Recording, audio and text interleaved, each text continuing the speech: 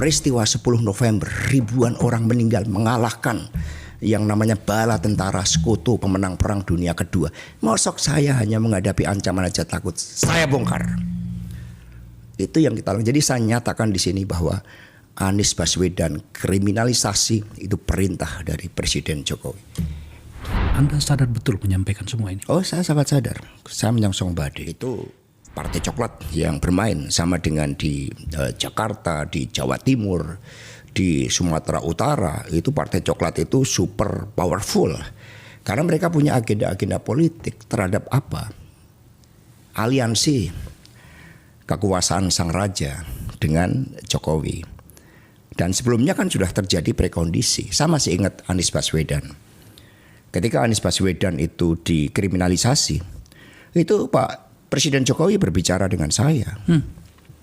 Seperti apa? Beliau sangat khawatir terhadap munculnya Anies Baswedan. Sehingga itu nyata-nyata kasus Formula E itu kriminalisasi. Dan saya bersaksi itu dari perintah Pak Jokowi secara langsung. Sama juga dengan hal terkait dengan revisi Undang-Undang KPK. Kalau kita lihat, revisi Undang-Undang KPK itu kan sebelum pilkada serentak di mana Mas Gibran dan Mas Bobi maju. Karena saat itu ketika Pak Jokowi berdiskusi sama dengan saya untuk rencana bagaimana Mas Gibran dan Mas Bobi maju, saya ingatkan bahwa di dalam beberapa case itu konsekuensinya Mas Gibran dan Mas Bobi akan jadi pejabat negara loh Pak. Begitu jadi pejabat negara, urusan gratifikasi itu menjadi sensitif. Maka kalau kita lihat ada kaitannya revisi Undang-Undang KPK dengan pilkada terkait dengan Mas Gibran dan Mas Bobi yang memaju. Sehingga pernyataan Pak Agus mantan ketua KPK yang juga dibentak oleh Pak Jokowi akhirnya itu saya benarkan. Karena memang itulah proses intervensi. Hanya sayangnya kan Pak Jokowi ini sering main belakang.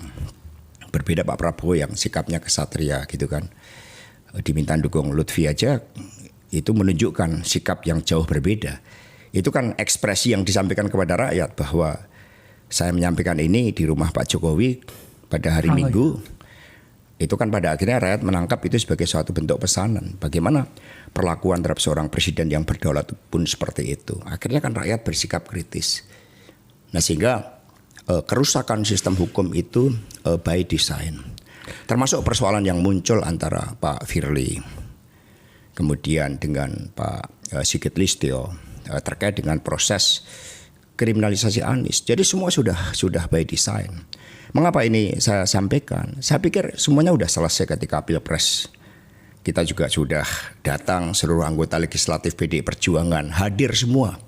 Diminta hadir oleh Bu Mega. Perintah langsung Ibu. Perintah langsung Ibu tertulis menghadiri, wajib hadir pelantikan Presiden Prabowo Subianto dan Wapres Gibran. Tapi ternyata itu tidak cukup.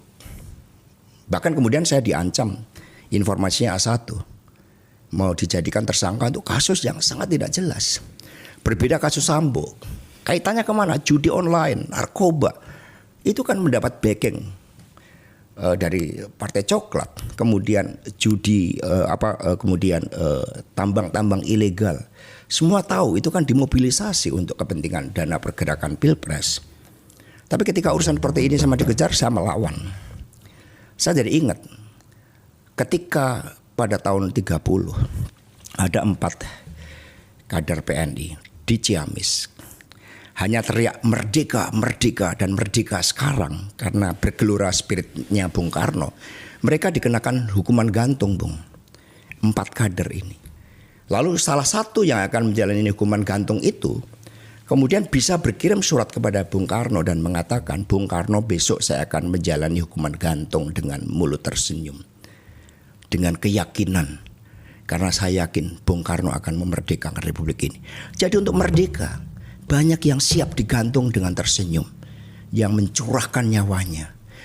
Peristiwa 10 November, ribuan orang meninggal mengalahkan yang namanya bala tentara sekutu pemenang perang dunia kedua. Mosok saya hanya menghadapi ancaman aja takut, saya bongkar.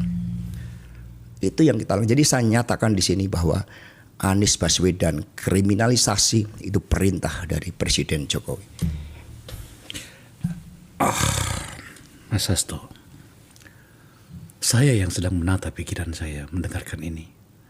Karena sedikit banyaknya dan beberapa bagian kita bersama, saya terlibat di dalam proses-proses Pak Jokowi naik kekuasaan. Tapi sejujurnya saya tampaknya tidak cukup siap mendengarkan semua apa yang Anda katakan ini. Ada satu kalimat yang perlu saya sampaikan pada Anda di hadapan penonton ini. Anda sadar betul menyampaikan semua ini? Oh, saya sangat sadar. Saya menyongsong badai. Sama dengan Bung Karno dulu.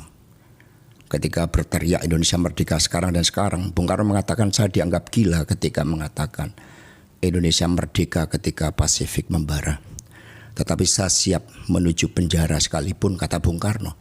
Karena saya yakin di dalam perjuangan untuk bangsa dan negara, satu mati akan tumbuh 1000. Itu Bung Karno yang yakin.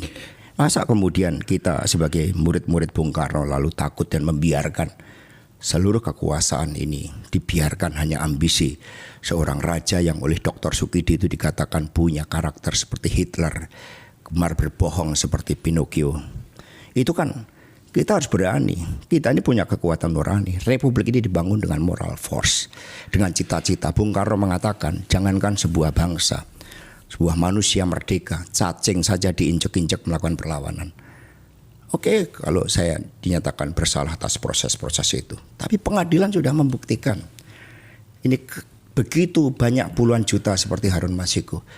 Karena itu kan kasus seperti orang yang kemudian ditilang polisi, merasa tidak berdaya, kemudian nyuap polisi. Polisinya juga minta. Sama-sama di situ. Padahal Harun Masiku saat itu dia punya kedudukan hukum yang kuat berdasarkan keputusan MA untuk dilantik. Dan keputusan pengadilan nggak ada kaitannya dengan saya. Tidak ada dana dari saya. Lalu dicari dengan berbagai jebakan-jebakan. Tadi Mbak Koni mengatakan Kusnadi. Bagaimana pakai menyamar, pakai berbohong. Kemudian merampas, mengintimidasi tanpa ada surat panggilan. Apakah kita akan membiarkan? Kita berbicara tentang lebih dari 270 juta penduduk Indonesia yang mereka berhak atas keadilan.